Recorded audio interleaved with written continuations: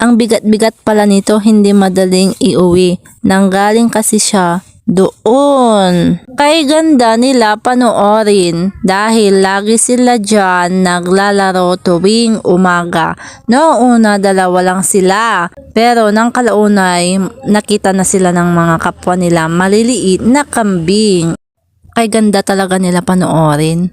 Wag lang sila mapilayan. Paborito nilang pagtambayan. O yun, tumalon ng napakataas. Yun yung pinakabata, yung kulay brown.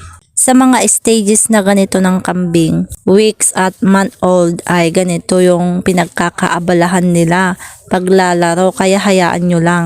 Iniuwi ko yung isa dyan kaso bumalik kasi nga mas gusto nilang maglaro. Katulad nga ng kasabihan, mas marami, mas masaya. Kaya wag niyo pong kalimutan na i-subscribe ang aking channel kung nagustuhan nyo ang video na ito. Maraming salamat po.